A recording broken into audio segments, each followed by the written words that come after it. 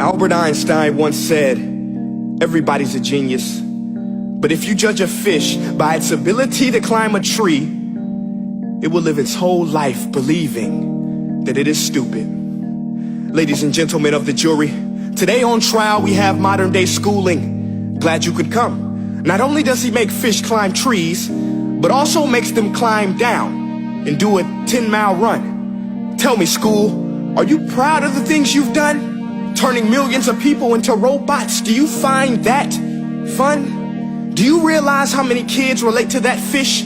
Swimming upstream in class, never finding their gifts, thinking they are stupid, believing they are useless? Well, the time has come, no more excuses. I call school to the stand and accuse him of killing creativity, individuality, and being intellectually abusive. He's an ancient institution that has outlived his usage. So, Your Honor, this concludes my opening statement, and if I may present the evidence of my case, I will prove it. Proceed. Exhibit A. Here's a modern day phone. Recognize it? Here's a phone from 150 years ago. Big difference, right? Stay with me. Here's a car from today, and here's a car from 150 years ago.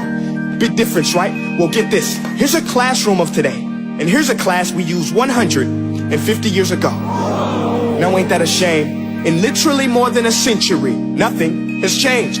Yet you claim to prepare students for the future? But with evidence like that, I must ask, do you prepare students for the future or the past? I did a background check on you and let the record show that you were made to train people to work in factories, which explains why you put students in straight rows, nice and neat, tell them sit still, raise your hand if you want to speak, give them a short break to eat, and for 8 hours a day tell them what to think. Oh, and make them compete to get an A letter which determines product quality, hence grade A of meat. I get it. Back then, times were different. We all have a past. I myself am no Gandhi. But today, we don't need to make robot zombies. The world has progressed. And now we need people who think creatively, innovatively, critically, independently, with the ability to connect. See, every scientist will tell you that no two brains are the same. And every parent with 2 or more children will confirm that claim. So please explain why you treat students like cookie cutter frames or snapback hats, giving them this one-size-fits-all crap. Watch your language. Sorry, Your Honor, but if a doctor prescribed the exact same medicine to all of his patients, the results will be tragic. So many people will get sick, yet when it comes to school, this is exactly what happens. This educational malpractice, where one teacher stands in front of 20 kids, each one having different strengths, different needs, different gifts, different dreams, and you teach the same thing the same way? That's horrific. Ladies and gentlemen, the defendant should not be acquitted. This may be one of the worst criminal offenses ever to be committed. And let's mention the way you treat your employees. Objection. Overruled. I want to hear this. It's a shame. I mean, teachers have the most important job on the planet, yet they're underpaid? No wonder so many students are short-changed. Let's be honest. Teachers should earn just as much as doctors, because a doctor can do heart surgery and save the life of a kid. But a great teacher can reach the heart of that kid and allow him to truly live.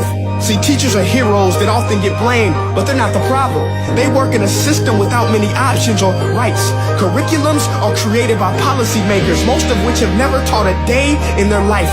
Just obsessed with standardized tests. They think bubbling in a multiple choice question will determine success. That's outlandish. In fact, these tests are too cruel to be used and should be abandoned, but don't take my word for it. Take Frederick J. Kelly, the man who invented standardized testing, who said, and I quote, "These tests are too cruel to be used and should be abandoned." Ladies and gentlemen of the jury, if we continue down this road, the results will be lethal. I don't have much faith in school, but I do have faith in people. And if we can customize healthcare, cars, and Facebook pages, then it is our duty to do the same for education, to upgrade it, change it, do away with school spirit, because that's useless. Unless we're working to bring the spirit out of each and every student, that should be our task. No more Common Core. Instead, let's reach the core of every heart in every class. Sure, math is important, but no more than art or dance. Let's give every gift an equal chance. I know this sounds like a dream, but countries like Finland are doing impressive things. They have shorter school days.